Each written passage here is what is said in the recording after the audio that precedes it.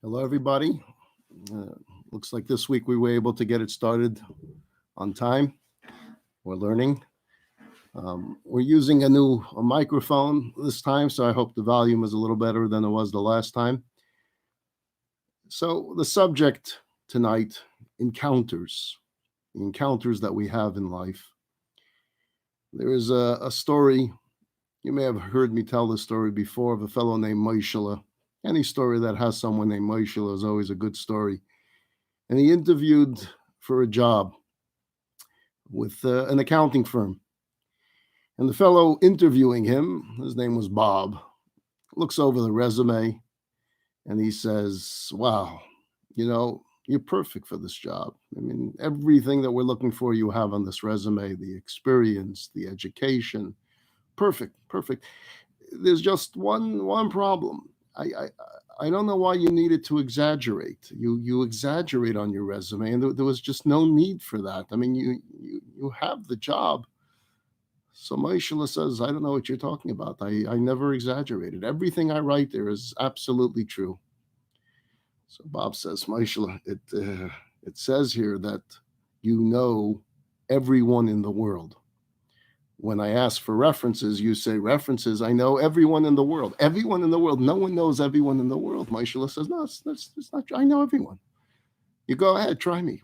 Pick somebody. I'll show you I know him. You know everybody in the world. I know everybody in the world." Well, Bob happens to be a big Yankee fan. And he says, "Okay, do you know Aaron Judge, right fielder of the New York Yankees, home run hitter?" MeSheila says, "Aaron Judge, I happen to know him quite well." "You don't know Aaron Judge?" I do. So MeSheila says, "Bob, you know what? I'm going to prove it to you. We're going to go, and you're going to buy 2 tickets for us to fly to Kennedy Airport. And we're going to then take a limousine that you'll cover, and we'll go to Yankee Stadium. And you're going to get 2 box seats, good seats, front row seats at Yankee Stadium for both of us to go. And watch what happens when Judge passes by the area where we're sitting, and he just notices that I'm in the stand. Just watch." Bob says, You're on. I got to see this for myself. 2 tickets, JFK Airport, limousine service, Yankee Stadium, 2 box seats. They're watching the game in the days that there used to be baseball. By the way, Yankees still undefeated this season, still undefeated. It's already May, still undefeated. We're doing good. So anyway, Bob and MeSheila are sitting there in the stands. Judge passes by. He takes a look. "MeSheila, what are you doing here in New York? I didn't know you were coming in." Bob is freaking out. How is it possible that Aaron Judge knows MeSheila? But he does. It's amazing. Judge says, "Hey, listen, after the game, come to the dugout. You'll meet the rest of the players." MeSheila says, Can I bring Bob along?" "Yeah, bring him along, sure." And after the game, they go to the dugout. They meet all the players. Bob is amazed. "Wow, you really did know him?" "Yep." "But you don't know everyone in the world. You still don't believe me? Try. Do you know President Trump?" "President Trump? Of course I know Trump." "You don't know President Trump, MeSheila?" I do. Watch. Let's go to a press conference. Let's go to Washington. We'll get tickets to the White House. We'll get press passes. And watch what happens when Trump comes into his press conference, which are usually feisty events. Watch what happens when he sees that I'm in the room. You're on. They get tickets to Washington. They get their tickets to the White House from their congressman, and they somehow get a press pass, and they're into the press room. Trump comes in, and he's having his typical fights with fake news with everyone that's there. And then he gives a look. "MeSheila, what are you doing here in Washington? I didn't know you were in town. After this press conference, why don't you come into the Oval Office with me? We'll schmooze a little bit." Can I bring Bob along?" "Sure, bring Bob along." And they go to the Oval Office, and Trump is there speaking with them, schmoozing with them. Bob is freaking out. This is over. And Bob says, "Wow, all right, I got to give it to you. Somehow you knew Judge, and somehow you knew Trump, but you don't know everyone in the world." MeSheila says, What do I need to do to prove it to you?" "One more. Let's try one more." "Okay. Do you know the Pope?" "The Pope?" "Happen to know the Pope well." "You don't know the Pope well." "I do. I spent some time in South America. got to know him. We became friends. Yeah, you don't know the Pope, MeSheila. You know what? 2 tickets to Rome. We're going to go to the Vatican. And let's be outside when they're holding Mass and see what happens when the Pope sees that I'm in the crowd. The Pope doesn't know you. He's not going to see you in the crowd. They go 2 tickets to Rome. They go to the Vatican. There they are amongst hundreds of thousands of people. The Pope comes out and he's doing his Mass. And all of a sudden, the Pope goes this, MeSheila. He spots MeSheila far, far in the crowd, MeSheila, and he's waving for MeSheila to come all the way to him, make his way up. Of course, everyone makes an aisle as MeSheila makes his way all the way up to where the Pope is standing saying his Mass. And he gets up on stage together with the Pope, and he's looking for Bob. He's looking for Bob, and he sees Bob, and Bob faints. That's it. Couldn't handle it anymore. He makes his way running back to Bob. They revive Bob. And he says, Bob, what's wrong? I told you, I know everyone in the world. Why wouldn't you believe me? Why did you faint? He says, listen here, MeSheila, somehow I was able to deal with the fact that you knew Aaron Judge from the New York Yankees. Okay. Somehow I was able to deal with the fact that you knew President Trump. Okay, I got over that.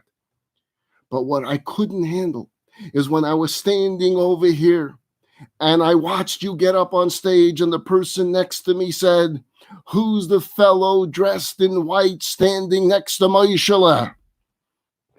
Now, it's very hard to tell a joke using these YouTube Lives and Zooms and Facebook Live because I can't hear if any of you actually are laughing. It's very hard to tell a joke. I don't know how the comedians are doing Zoom comedy shows without having an audience.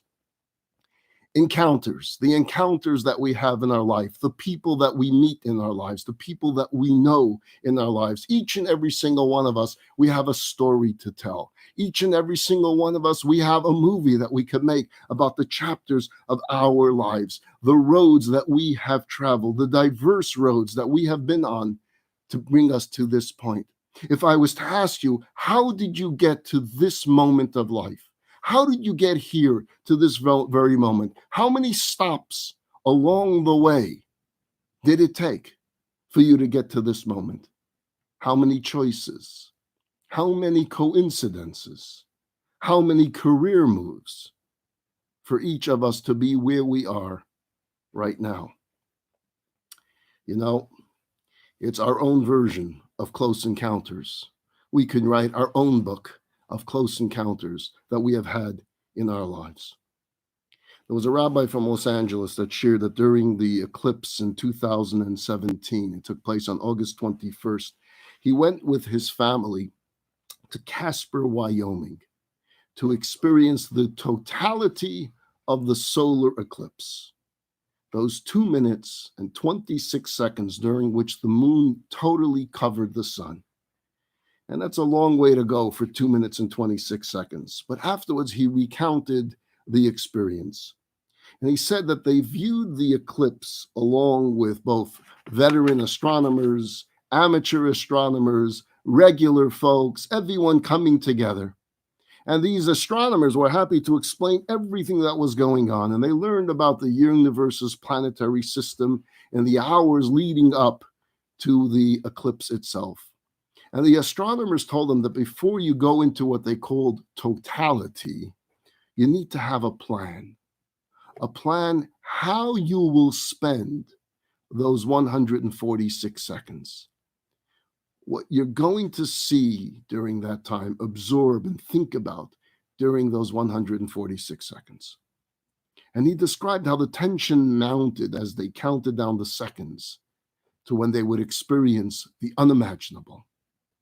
With 80% of the sun being covered by the moon, they could feel the temperatures dropping. They could feel the wind picking up. At 90%, they could sense the sunlight growing weaker, like a late afternoon on a winter day. And with a minute to go to totality, they noticed the western horizon darkening as a giant shadow started racing towards them. And then, all at once, the entire crowd roared, "Ah, wow," as the moon completely covered the sun. The birds went silent. Night fell. Stars came out. We were living in totality. It was the fastest, most spectacular 2 minutes and 26 seconds of my life, this rabbi wrote. And we didn't want it to end. It was this paranormal experience, like a physical encounter with God. Everyone around us was stunned, holding on to this moment. Even veteran eclipse chasers were overcome with a sense of awe, enjoying the experience. The rabbi said that he made it a point to say the Shema at that moment, during those 2 minutes, to spiritually lock in the moment forever. And to every time he would think about this moment, he would think about his relationship to God. I'll never let go of that moment. And I'll always thank God that I experienced it, that I had it. Now, to be perfectly honest, I wasn't among those that got too caught up with the whole eclipse fervor in August of 2017. I don't think I even went out and bought those funny glasses. I think I was driving, it came, and it went. But after reading the rabbi's account, I must say that I admire what he did with his family. In fact, I envy those that got into it like that and were able to have such an experience by it.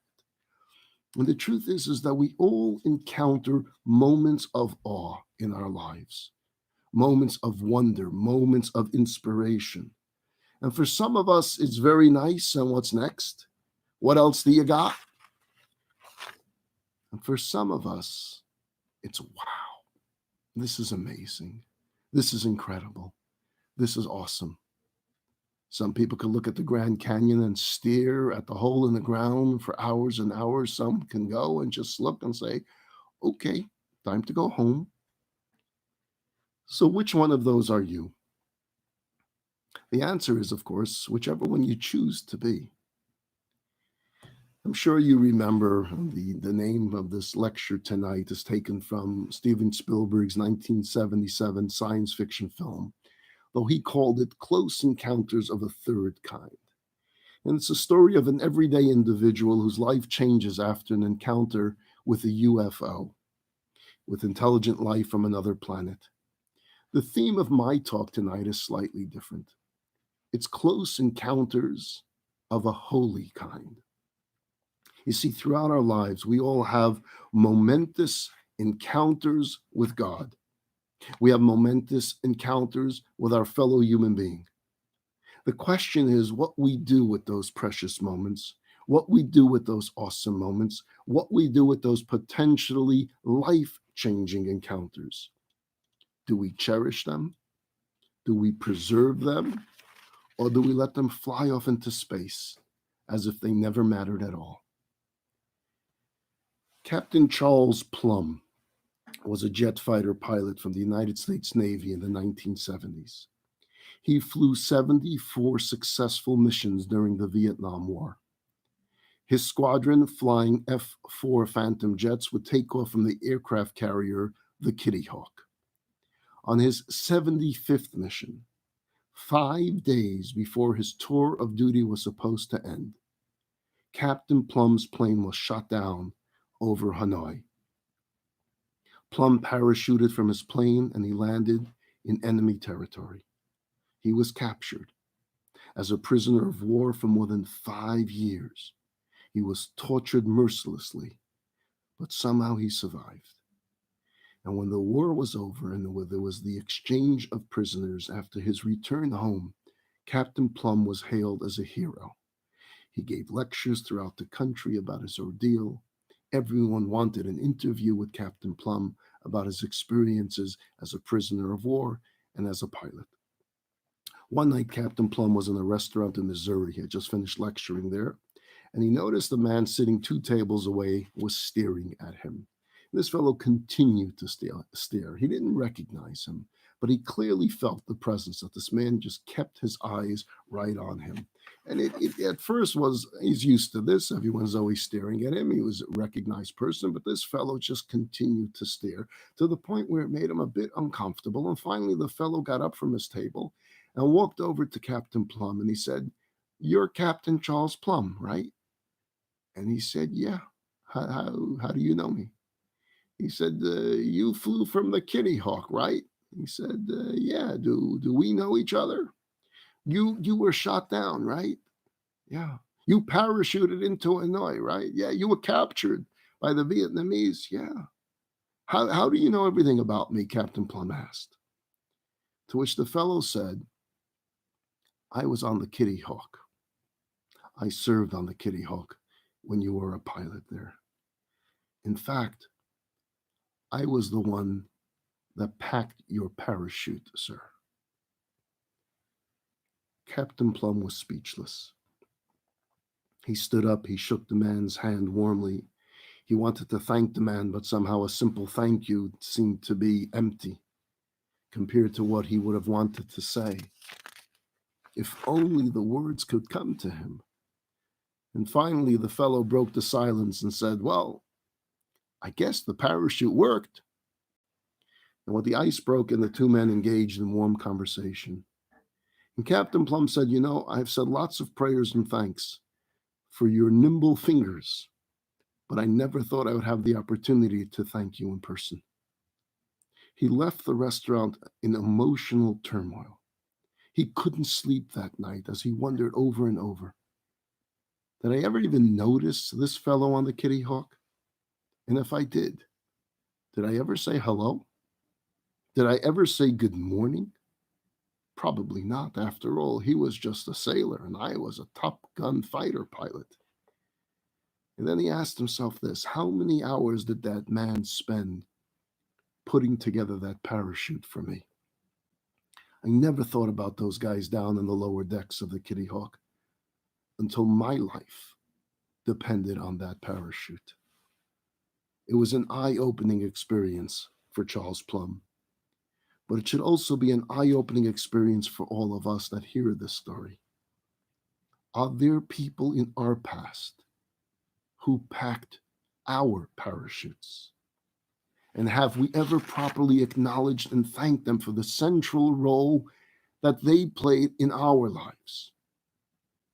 People who gave us strength when we needed it most. Parents who stayed up endless nights during our childhood illnesses or to put up with our teenage antics. Doctors who nursed us back to health.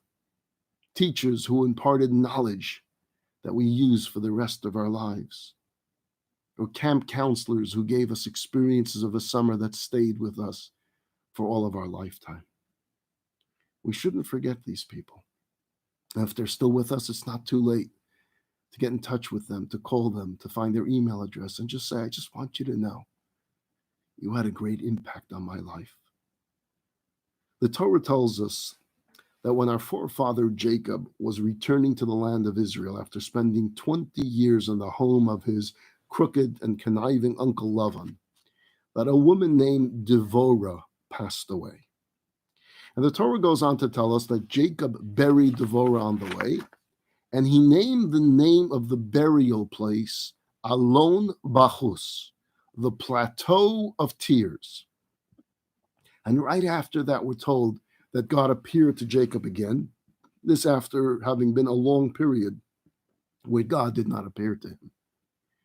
Who was this Devorah?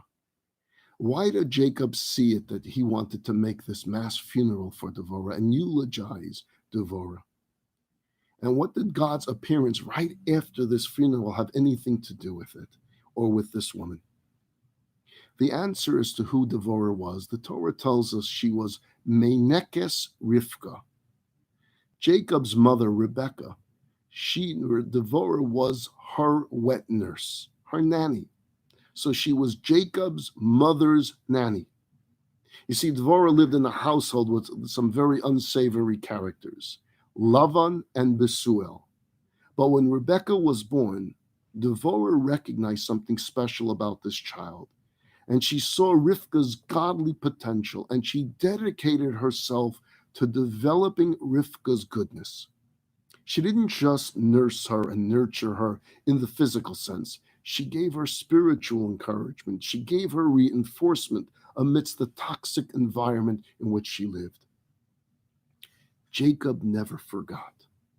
He never lost sight of what this woman did for his mother.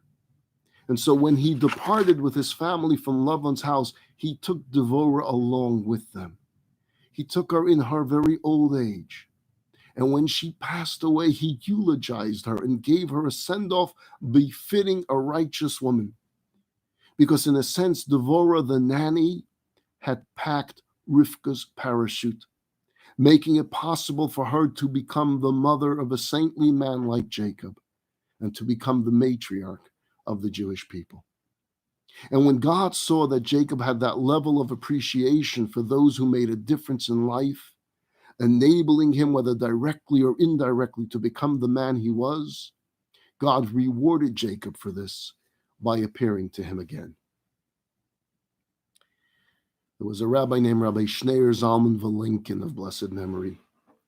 Rabbi Valenkin was the Malamed. He was the teacher in a cheder that the Lubavitcher Rebbe went to when he was a child, when he lived in Yekaterinoslav in Ukraine. So Rabbi Valenkin gave the Rebbe his early start in Jewish education. When Rabbi Valenkin came to the United States in the 1950s, his former student had already become the Rebbe. Rabbi Valenkin visited the Rebbe in the Rebbe's office in Brooklyn, New York. Now, usually when most people had a private audience with the Rebbe was sitting behind the desk, and the visitor preferred to stand out of respect for who the Lubavitcher Rebbe was. In this case, the moment Rabbi Valenkin walked into the room, the Rebbe stood up. And Rabbi Valenkin was embarrassed. This is the Lubavitcher Rebbe. Please don't stand up for me. I'm just a simple chassid. And the Rebbe refused to sit. He motioned for Rabbi Valenkin to sit. And Rabbi Valenkin said, I'm not going to sit in the presence of the Rebbe. To which the Rebbe said, I won't sit in the presence of you unless you sit. So the two of them spent the entire audience standing, each refusing to sit in the presence of the other. Years later, at another private audience, Rabbi Valenkin once again refused to sit. And with Rabbi Valenkin being advanced in age at the time, and the Rebbe realized this is going to happen again, the Rebbe said, many years ago when we studied in Cheder, when you were my Malamed, you sat and I sat. We both sat together. So why don't we reenact that? And both of us sit at the very same time. And Rabbi Valenkin accepted that, and the two sat down. On other occasions, Rabbi Valenkin would try to enter the synagogue, the 770 Eastern Parkway, inconspicuously when the Rebbe was addressing thousands of his followers. But every time that the Rebbe would spot him in the crowd, the Rebbe would do this. He would stand up from his seat for a moment just to show respect for his Rebbe when he was but a 5-year-old child. In 1963, when Rabbi Valenkin passed away, the Rebbe paid for his burial and for the erection of the matzeva of the gravestone, and he wanted to pay for it out of his own money. He asked the rabbi's children for each one to pay $1 so that they can participate in the mitzvah of honoring their father. But otherwise, he asked that he have the honor of covering the costs. This was the Lubavitcher Rebbe, who over the years went on to study with some of the greatest Torah scholars of the era, who went on to become the Jewish leader of our generation. Yet he never lost sight or failed to acknowledge the contributions of those who impacted his life from the earliest of days. If the Rebbe can do it, we should be able to do that as well. So, my friends, who packed your parachute? Even beyond the obvious and the prominent individuals who come to mind, who was that someone that appeared in your life just at the right place and at the right time? As much as it may seem like happenstance that this person told you, he or she told you, it did for you at that particular moment, but at that critical juncture, at that critical moment of life, I would suggest that from a bigger and broader view of things, these were close encounters of the momentous kind. These were close encounters of a holy kind. These were pre-planned. These were destined. These were acts of divine providence that God brought into your life at particular moments, at particular times. When the Germans invaded Poland in September of 1939, sparking the outbreak of World War II, the Chabad yeshiva in which my father was studying at the time immediately disbanded. And for a long while, it was every man for themselves, until many of them met up later in Vilna, Lithuania. My father recalled how during those chaotic days, people were running in all different directions. My father wanted to go home, but as you may have heard the story from me before, by divine providence, he could not get a ticket on the last train out of Warsaw to the region of his hometown. And that ultimately saved his life. And so there he was, a 16-year-old kid with a little suitcase, literally all alone in the world. And he's watching people running through the streets this way and that way with no clue where to go. And suddenly, he says, out of the blue, a Jew came up to him and said to him firmly, "Go to Bialystok. Whatever you do, get yourself to Bialystok." At least now he had a destination. He knew where he had to go. Spotting a Gentile truck driver, he asked if by any chance he was going to Bialystok.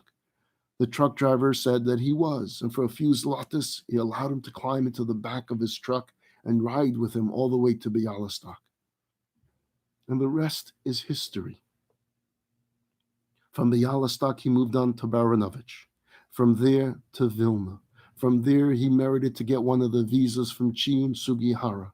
From there, he made his way to Moscow. From Moscow to Vladivostok. From Vladivostok to Japan. From Japan to Shanghai. Years later, from Shanghai to San Francisco. From San Francisco to New York.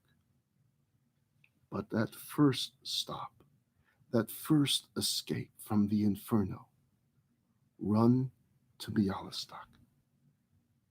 When my father would recount the story, he said that that man appeared out of nowhere. I never saw him before. I never saw him after. And he told me, go to Bialystok. That saved my life. Because those who remained or went in different directions, sadly and tragically, they didn't make it. This is how things often happen for many of us. Someone whom you can barely remember, if at all, plays at the time perhaps a seemingly minor act, and then just as quickly as he or she appeared in your life, they're gone, never to be heard from again.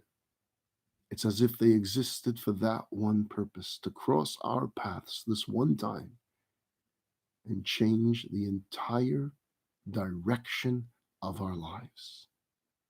Can be a person you run into at the Kotel Hamaravi. How many stories have we heard about encounters at the Western Wall, about encounters in Israel, about encounters on the plane, about encounters in an airport, about encounters in a synagogue somewhere in the United States? You invite someone to your Shabbat table that happens to be visiting, and he takes notice of your son, and he says, "Oh, do I have a match for him? I know a daughter of someone in my hometown," and suddenly a shidduch is made. A marriage is made, and mazel tov, and there's grandchildren to come, all from a simple coincidence of someone needing a place to eat for a Friday night dinner. Who packed your parachutes? Who were they? Do we stop and think about these encounters of our lives, close encounters of a holy kind? I want to tell you the story of a former soldier in the Israeli Defense Force. For the purpose of this story, we'll call him Yaron. Yaron, like many in the IDF service, after he finished his time in the service, he traveled to Asia after the army before returning to civilian life. As a youngster, Yaron had attended a government religious school, but the farther he traveled from Israel and the longer he stayed away, the less observant he became. And by the time he came to India, he was totally removed from a Jewish way of life. He traveled across the country, making new friends, taking in all sorts of different cultural experiences, I guess we'll call it. One night, he was in a bar with friends in Mumbai, and suddenly he hears a sound. It's a familiar sound. He knows that sound, but it's impossible. He hears the sound of a shofar. He knows the sound of a shofar. But why do I hear a shofar when I'm in a bar in Mumbai, India? And he listens closely. Sure enough, it's a shofar. He knows that sound. He runs out of the bar. He's looking up and down the streets. He doesn't see anything. Why would anyone be blowing a shofar in the streets of Mumbai, India? He remembered from his school days that the shofar would be sounded with the coming of Mashiach. But I don't think Mashiach came. I don't see Elijah anywhere. And would Mashiach actually come to the streets of Mumbai, India? I don't think so. Where's the sound of the shofar coming? He starts running up and down the streets. He doesn't find it. And he hurries to his apartment. And he takes out his calendar. And he looks at the date. And suddenly his heart sank.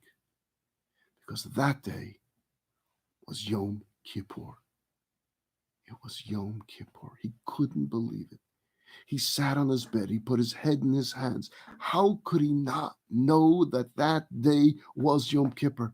No matter what, no matter how far he'd gone in life, how distant he'd been from religion and from faith, Yom Kippur was always Yom Kippur, as it is for every one of us Jews. Yom Kippur is Yom Kippur. How could he have fallen so far that he had no inkling that it was the holiest day of the year? Rocking back and forth on his bed, he just broke into tears. Upon further inquiry, he later learned that the man who blew the shofar was the rabbi of the Chabad of Mumbai, who, knowing that there were many Israeli backpackers in the area, was going around the neighborhood and the marketplace blowing the shofar at the end of the sacred time of Yom Kippur, so that every single Jew could know that Yom Kippur had just come to an end and it was now permissible to eat again. Yaron tossed and turned throughout the entire night. The next morning, he was back on a plane to Israel, determined to correct things and get his life back on track. He began a new journey. He spent the next 3 years in a yeshiva. Shortly thereafter, he got married. He went on to raise a fine Torah-observant family. For years, Yaron never knew the name of that Chabad rabbi who sounded the siren that brought him back to his roots. But then came 2008.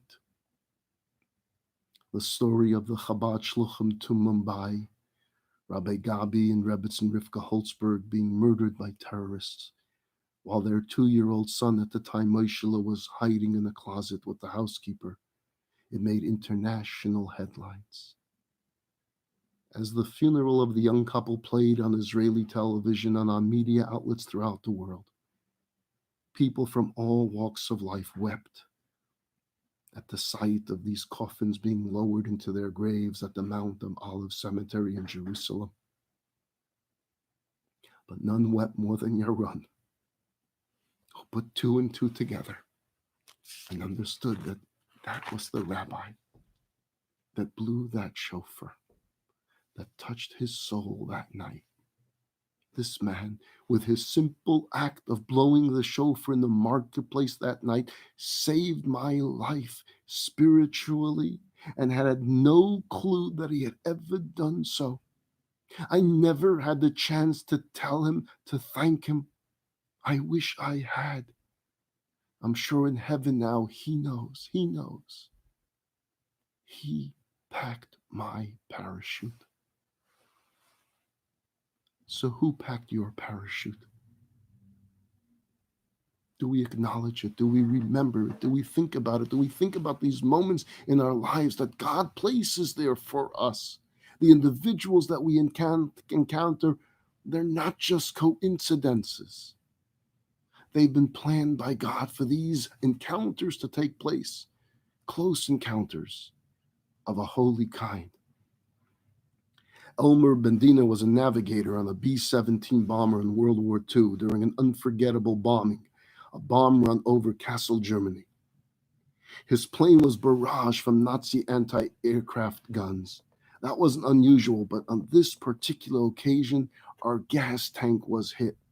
And when the gas tanks are hit, the plane explodes. And yet, we were still alive. We were still flying. It made no sense. A 20-millimeter shell piercing the fuel tank without touching off an explosion, it's impossible. It was only later that they found out exactly what happened. See, on the morning following that implausible bombing raid, the pilot went down to ask the crew chief. He wanted the unexploded shell. He wanted it as a souvenir of their luck that they were hit and they survived. The crew chief told that it wasn't just one shell.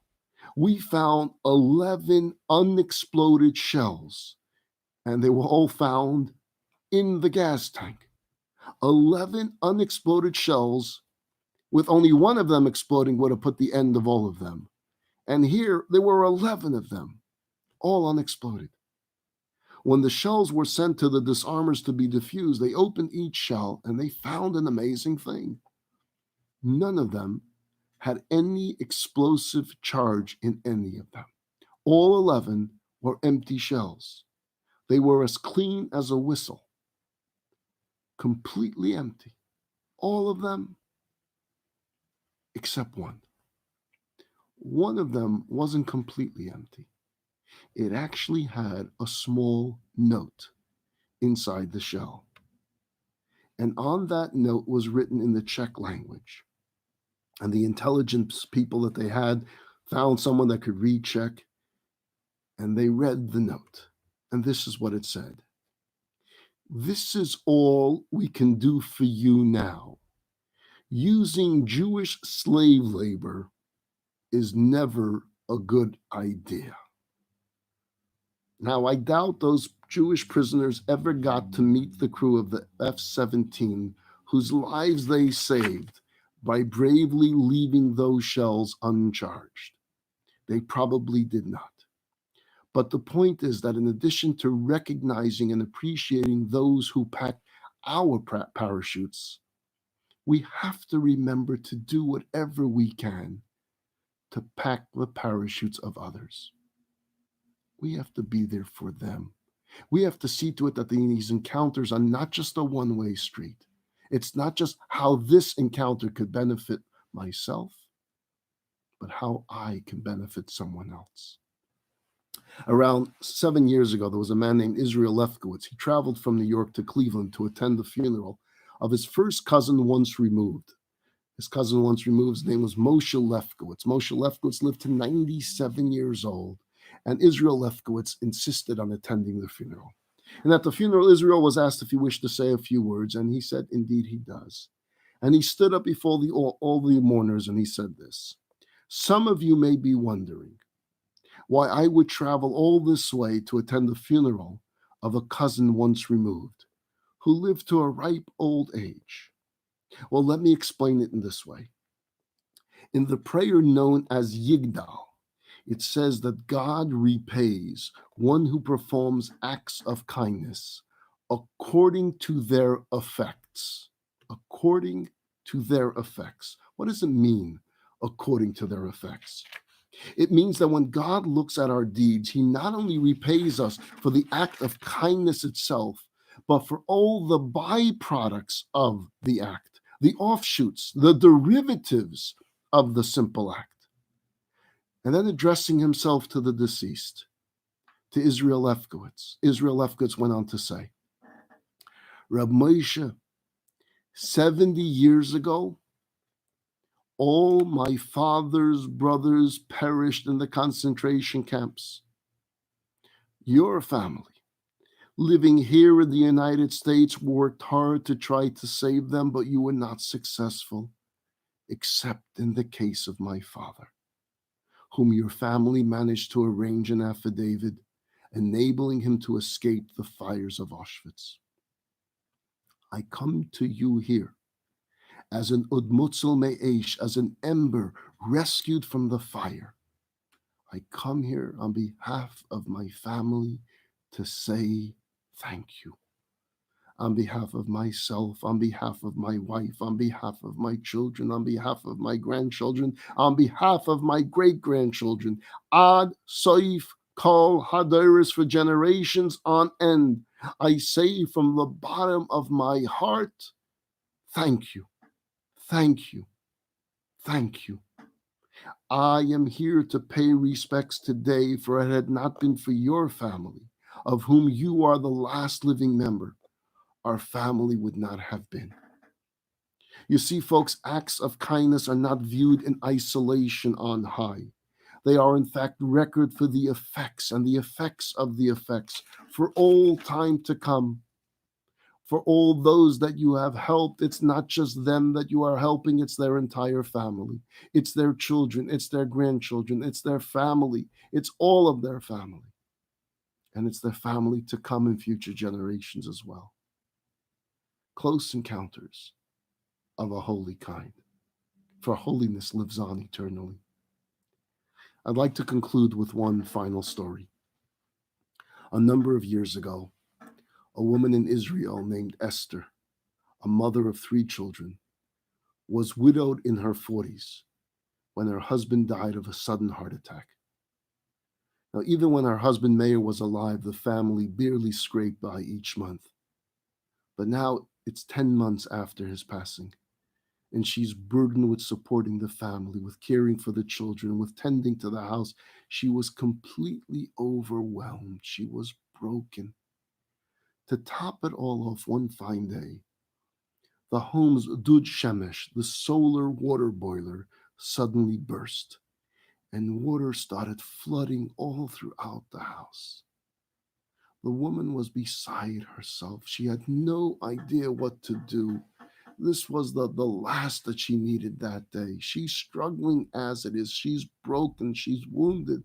And now there's water coming from everywhere. And she takes a look at her youngest son, Levi, who at the age of 9 had to grow up very quickly since his father's passing. With his 2 older brothers away at yeshiva, Levi had to become his mom's right-hand man. And she realized that she had leaned on him perhaps more than she should have, but try as she may, she couldn't get by without some help. And so Levi was always there for her. And that day, as Esther is watching water gushing from her boiler, she couldn't hold back the torrent of tears that flowed from her eyes. She just lost it. She collapsed in tears, crying hysterically. Poor little Levi. He's 9 years old. He lost his father 10 months ago, and now he's watching his mother just totally lose control. And so Levi says, Ima, let me help. Maybe we should call a plumber. Not a bad idea. Without waiting for her to respond, Levi picked up the phone. He looked through the kitchen drawer where all the phone numbers were always scribbled, and he found the name Uri the handyman. He remembered Uri the handyman. Uri's the guy we always called when something broke. Let's call Uri the handyman. And little Levi, 9 years old, takes the phone, dials Uri the handyman's number. Uri is the guy that can fix anything. And Levi says, Uri the handyman, we need your help. Our solar water heater is burst. There's water everywhere. Shortly thereafter, Uri was there with his tool belt hugging his waist, and he walks into the apartment with his friendly hello, and he sees the stream of water coming down the hallway. He sees water everywhere. His boots are slushing through the water, and he quickly shuts the valves on the water heater to shut more water from coming. And he's looking at the damages, but he sees the mom, and he sees her state of being. And he says, don't worry, I'll clean everything up. I'll take care of things. And Levi's watching all of Uri's moves. And he says, Levi, you want to help me? Yeah, I want to help. Let's first get some towels. Let's get a mop. Let's start cleaning up together. And he begins together, Uri and Levi begins cleaning the apartment, mopping up the water, wiping out, making it all dry. And her eyes are still red from the tears. Esther begins coming back to herself. And when Uri finished the cleanup mess, she nonchalantly asked him, okay, so what's it going to cost to get a new boiler here? Looking at her, Uri didn't miss the redness in her eyes. He can tell that she had been crying. And he looked at Levi's anxious face, and his heart broke for the sad plight of the family. And then turning to them both, he said, today is your lucky day. Lucky day? Lucky day? Look at our apartment. What do you mean lucky day? Oh, it's lucky. You see, the Iriyah, the municipality, just announced yesterday that they're giving out vouchers to replace all old boilers, water boilers. And your model is on the list. Anyone that has your model is entitled to a voucher, brand new one, no cost whatsoever to you. I'll be back in about an hour with a brand new water boiler. I'll install it. The municipality is going to pay for everything. They'll even pay for my labor. It's not going to cost you a thing. Levi hears these words. He jumps for joy. He's thrilled. He knows how much relief this is bringing to his mother. And sure enough, an hour later, Uri comes knocking on the door. He has a helper and assistant with him. Together, they put in the new Ud Shemesh given as a gift by the municipality, according to Uri. Let's fast forward some 25 years. Uri is now in his 70s. It wasn't easy for him to get around. He suffered from asthma. His knees gave him trouble. He wasn't able to walk without a great deal of pain. And due to his asthmatic condition, it was very difficult for him to breathe the air in his stifling apartment. His doctor kept on telling him, Uri, you must get an air conditioner. It's dangerous for you to live like this without air, especially someone in your condition. You must get an air conditioner. And as months passed and his breathing became more labored, he realized his doctor was right. And although he couldn't afford it, he knew he would have to get something. And so he ordered an air conditioner unit from a store. He asked for the least expensive air conditioner that there was. 2 days later, the air conditioner arrived. However, it wasn't the cheap model that he ordered. It was the most expensive one on the market. So he asked the installer, hold it. You're not putting that in. No. I know this game. I ordered the cheap one. You come, you deliver the expensive one, and then you're going to give me the bill. No, you're not installing this air conditioner. This is not what I ordered. The installer says, look, I just take my orders from my boss. I don't know what to tell you. Uri's getting upset. No, you'll tell your boss, I ordered the cheaper one. I'm not letting you put this one in and give me the bill. So the fellow says, you know what, let me call him. Let's get him on the phone. The installer picks up his phone. He calls the boss and he says, the fellow here is saying that's not what he ordered. He doesn't let me to install it. He's not paying the bill. And the boss says, just tell him I'll be over to resolve this problem. I'll be over soon. So Uri is waiting, the installer is waiting, and there's a knock on the door. The fellow comes Uri opens the door, and the fellow is there. And he says, I don't know what you're complaining about. The air conditioner that you were delivered, there's no bill for you. It was totally paid for. I mean, totally paid for. He says, you didn't hear? The Iriyah, the municipality, they announced yesterday that anyone that has an asthmatic condition gets a free air conditioner. Uri is staring at the man, and the fellow says, you don't recognize me. My name is Levi. My name is Levi. I was 9 years old. I've never forgotten you, Uri. I have never forgotten you. What you did that day for my mom, I knew the municipality wasn't paying for any solar water heaters. I knew you paid for that. And I've never, ever forgotten the kindness of that moment. So no, you're not getting your cheap air conditioner. You're getting the best one that I have. And you're not paying a penny for it because the municipality paid for it. You changed our lives that day. Uri, I want you to know, said Levi, you changed our lives. Who packed your parachute? And whose parachute have you packed? King Solomon writes in the book of Koheles, cast your bread upon the waters, for after many days you will find it. Goodness doesn't occur in a vacuum. Every act of kindness has a way of coming back to you at one time or another, in one form or another.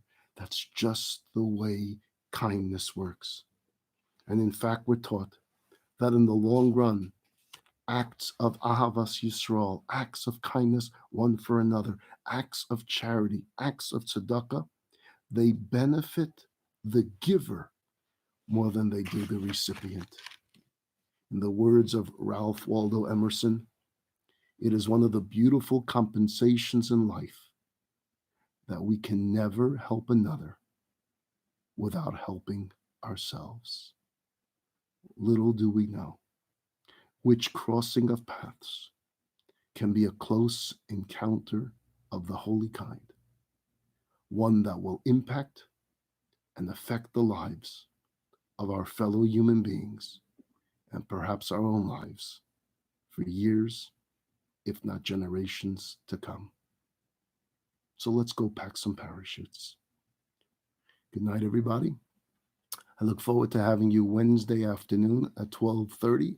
We're going to continue our discussion on the chosen people. Visit jewishacademy.com for the link. Again, that's jewishacademy.com for the link for our Wednesday 12:30 class on Zoom. I look forward to seeing you then. Take care, everyone.